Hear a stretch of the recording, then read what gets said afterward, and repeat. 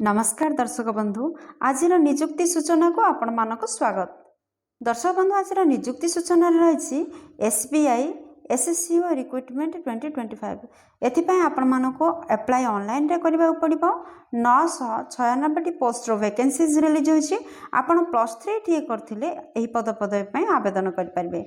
जदि आपण माने इंटरेस्टेड अछंती ताहाले चलंतो देखिबा। एथिपाई पोस्ट केते रहिछि, एप्लिकेशन फी कोन रहिछि, बयस सीमा कौन रही, आपंकर शिक्षागत योग्यता कौन रही, दरमा केते मिलिबो, सिलेक्शन प्रोसेस किपरि हेबो, आवेदन शेष तारीख कौन, किपरि आपण माने आवेदन करेंगे, ए सब ऑल डिटेल्स वीडियो डिस्कशन करनबा। बंधु एसबीआई एससीओ रिक्रुटमेंट 2025 रो डिटेल्स रे रही। ऑर्गेनाइजेशन नेम होची State Bank of India. SBI तरफ विज्ञप्ति आपण पाई जारी होईची। टाइप ऑफ जॉब रोची रेगुलर बेसिस रे आपनकर जॉब टी रहइबो। जॉब कैटेगरी बेसिस रे जदी कहबा ताहाले यह बैंक जॉब अटे। दर्शक बंधु आपण माने जानि परछन्ती विभिन्न प्रकार पोस्ट पाई एही विज्ञप्ति प्रकाश पाइछि। तो वर्तमान देखो क्यों पोस्ट में विज्ञप्ति प्रकाश पाई आपणकर स्पेशलिस्ट कैडर ऑफिसर पदवी विज्ञप्ति प्रकाश पाई जोठे कि VP wealth SRM, AVP wealth RM, customer relationship executive एसब पदवी विज्ञप्ति जारी होती। आपंकर 996 टोटाल पोस्ट वैकेंसीज रही। आपंकर अप्लाई मोड रही ऑनलाइन रे। आपन चाहे निज निज मोबाइल कि कंप्यूटर यही पदवी आवेदन करेंगे, नचेत कौन नेट पॉइंट रे आवेदन करेंगे। दर्शक बंधु क्यों मैंने आवेदन करेंगे देखूँ, यह सर्वभारतीय स्तर में रिलीज होती। भारतर जेकोसी राज्य आसते आपण मैंने आवेदन करेंगे। प्लेस ऑफ पोस्टिंग आपणकर भारतर जेकोसी स्थान रहिए आपण मैंने ओडिशा अप्लाई करेंगे। दर्शक बंधु जब लास्ट डेट कहे 23 डिसेम्बर यह हूँ लास्ट डेट। जेंडर विषय में जब कहबा ताहले उभय पुरुष प्रार्थी और महिला प्रार्थी यह पदवी आवेदन करेंगे। एसबीआई एससीओ रिक्रुटमेंट 2025 रो एलिजिबिलिटी क्राइटेरिया कौन रही देखो। आपंकर शिक्षागत योग्यता कौन रही आपन फास्ट देखि नबा। दर्शक बंधु आपण मानकर क्वालिफिकेशन रही जदि एसबीआई ऑफिशियल नोटिफिकेशन अनुसार जदि आपण माने ग्रेजुएशन टी मात्र पास करछंती जेकोसी रिकॉग्नाइज्ड यूनिवर्सिटी तरफ ताहले आपण माने ही पदवी आवेदन करि परिबे। दर्शक बंधु यह व्यतीत आपन जदि एमबीए करछंती जेमेति कि बैंकिंग, फाइनेंस, मार्केटिंग एसब ऊपर आपण मानकर नॉलेज रही बा एमबीए करछंती ताहले आपण मानको अधिक प्रेफरेंस दियाजिबो। दर्शक बंधु ये पृष्ठ देखो एसबीआई एससीओ रिक्रुटमेंट 2025 रो vacancy details. VP wealth SRM पदवी 506 पोस्ट वैकेंसीज रिलीज होती।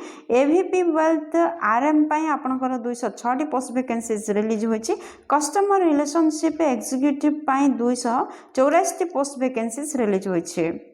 दर्शक बंधु जदि आम बयस विषय कहबा, स्टेट बैंक रिक्रुटमेंट अनुसार वीपी वेल्थ एसआरएम पदवी 26 ରୁ 42 वर्ष पर्यंत आपणकर बयस सीमा रोचे।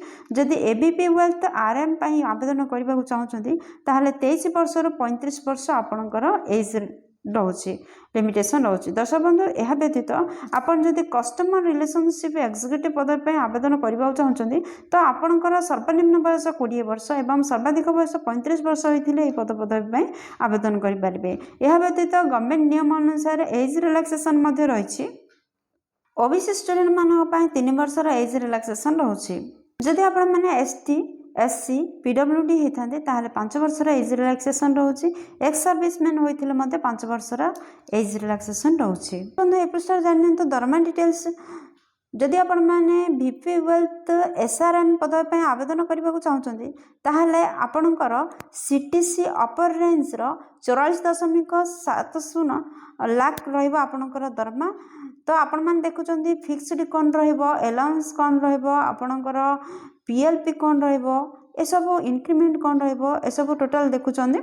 तो वर्तमान देखो एवीपी वेल्थ आरएम पदवी जब आवेदन करपणकर सैलरी रोचे सीटीसी अपर रेंज 30.20 लाख। दर्शक बंधु एथिरे आपणकर फिक्सड रही, अलाउंस रही, आपणकर पीएलपी रही, फिक्सड प्लस इंक्रीमेंट रही, एसबू रही। वर्तमान देखु जदि आपण माने कस्टमर रिलेशनशिप आपणकर एग्जीक्यूटिव पदवी आवेदन करने चाहते तो आपणकर दरमा रोचे सीटीसी अपर रेंज 6.20 लाख रोचे। दर्शक बंधु जदि आम सिलेक्शन प्रोसेस विषय कहबा तो सिलेक्शन किपरि हेबे देखंतु आपनकर शॉर्टलिस्टिंग माध्यम रे आपण माने सिलेक्शन आपनकर रहइबो पर्सनल आपनकर रहइबो टेलीफोनिक तापर वीडियो इंटरव्यू ए सब रहइबो एथिरे आपनको शॉर्टलिस्टिंग दिया जिवो तो सीटीसी नेगोशिएशन रहइबो मेरिट लिस्ट बेसिस रे आपनकर इंटरव्यू निया जिवो आपनकर इंटरव्यू रे स्कोर 100 मार्क्स रहइबो एही परि भाबरे आपनकर सिलेक्शन रहइबो फाइनल मेरिट लिस्ट आपणकर किपरि प्रिपेयर करा जिवो देखंतु इंटरव्यू रो स्कोर अनुसार फाइनल मेरिट लिस्ट प्रिपेयर करा जिवो विषय देखो आप्लिकेसन फी कौन रही जनरल कैंडिडेट 750 टका रही ईडब्ल्यूएस आपंकर 750 टका रही ओबीसी कैंडिडेट 750 टका रही पीडब्ल्यूडी कैंडिडेट फ्री रही आपण मैंने एसटी एससी कैंडिडेट होते फ्री रही माने आपण मैंने जनरल ईडब्ल्यूएस आ ओबीसी कैंडिडेट होते प्रत्येक 750 लाखे आप्लिकेसन फी रही आ पीडब्ल्यूडी कैंडिडेट फ्री रे आवेदन करेंगे आपण मैंने एसटी एससी होते